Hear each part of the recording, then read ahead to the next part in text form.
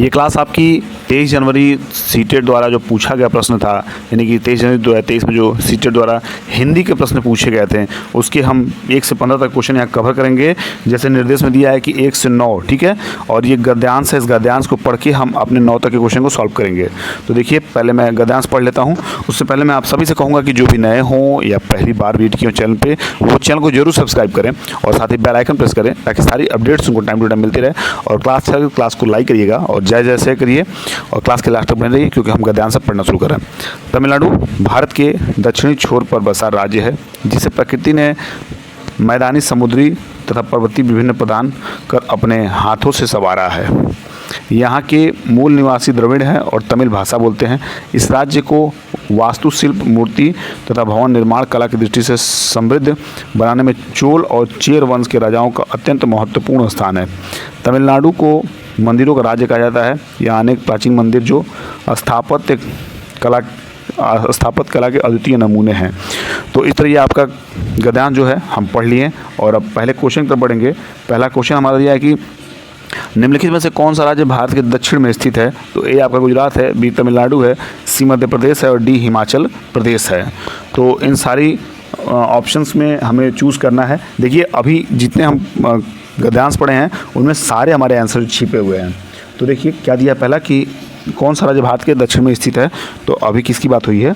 तमिलनाडु बात हुई है। किसकी हुई है? तमिलनाडु बात हुई है। बात करेंगे दूसरे क्वेश्चन की, जो दिया स्थापत्य कला का अर्थ है। स्थापत्य कला का अर्थ भी हम देखे हैं। क्या देखे हैं कि भवन निर्माण की कला। किसकी? भवन निर्माण की कला ही स्थापत्य कला का परिभाषा है। बात करेंगे तीसरे क्वेश्चन की, तो चोल तथा चेर राजाओं ने तमिलनाडु को समृद्ध बनाया। किसमें?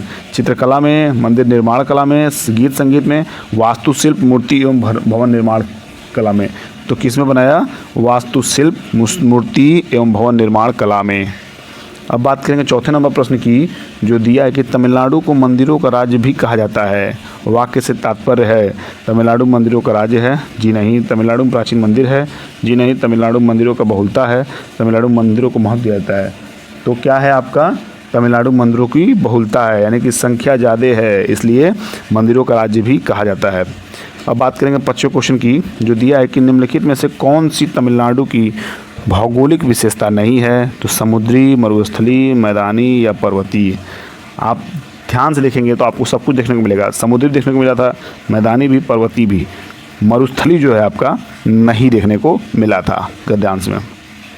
बात करेंगे छठवें क्वेश्चन की, जो दिया है कि यहाँ अनेक प्राचीन मंदिर हैं जो स्थापत्य कला के अद्वितीय नमूने हैं। वाक्य से तात्पर्य है, ठीक है, इसका तात्पर्य बताना है।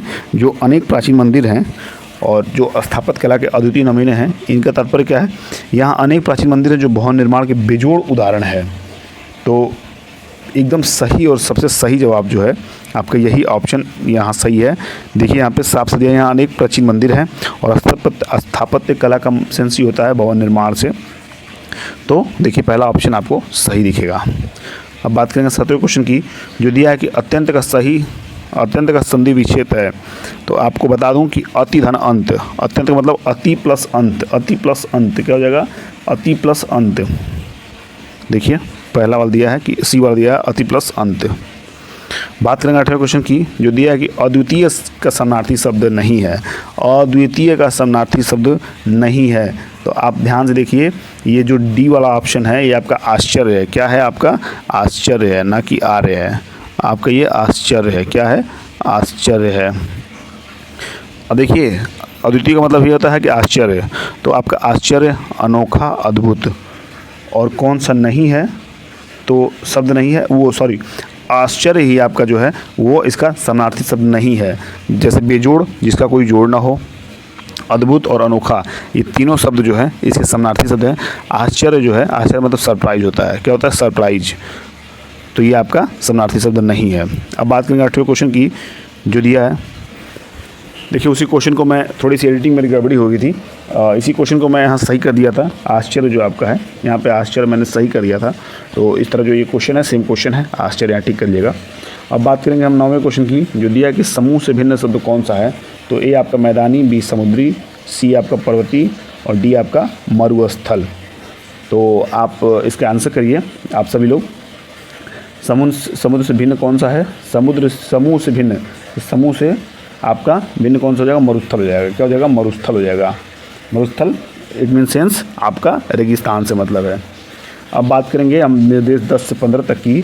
अब देखिए, निम्नलिखित काव्यांश को पढ़कर पूछे गए प्रश्नों का सही या सबसे उपयुक्त उत्तर वाले विकल्प को चुनिए। धरती की परियों के सपनीले प्यार में नई चेतना, नई उमंग बोलने लगी, कुछ ऐसे भोर भी बयार गुनगुना उठी।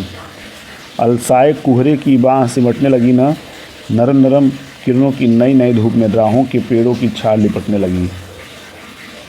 यह आपका काव्यांश हमने पढ़ा और आप 10वें क्वेश्चन को देखेंगे उसके आधार पे।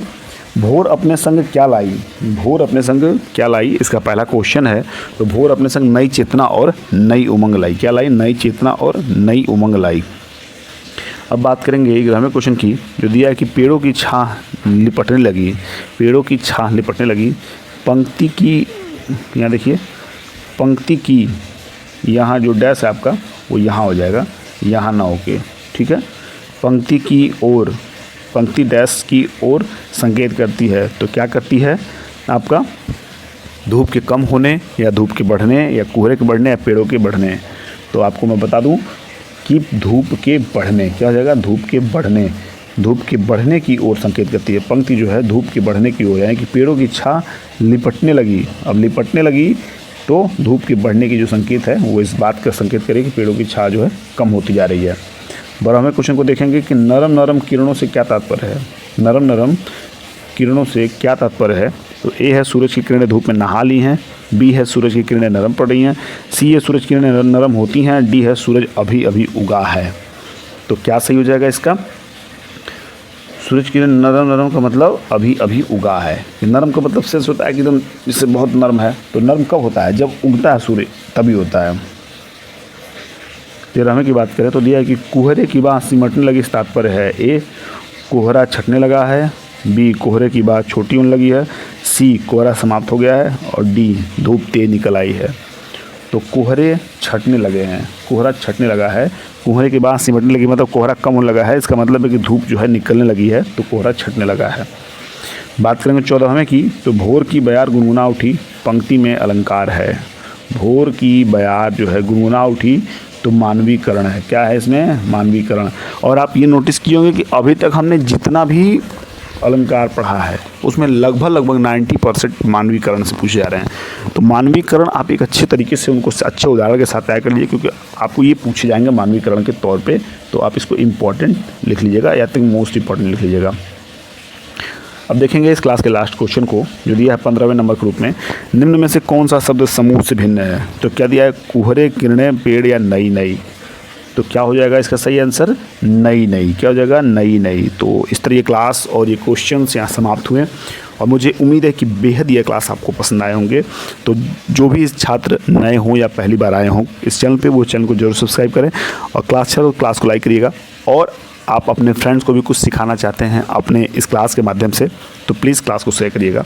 और मेरी तरफ से ढेर सारी शुभकामनाएं आपको। आप अपने अगस्त पेपर के लिए 20 अगस्त के लिए अपने प्रिपेयर रहिए, खुद को रखिए, खुद को प्रिपेयर। और फिर मिलते हैं अगले क्लास में, तब तक के लिए बाय बाय, टेक केयर।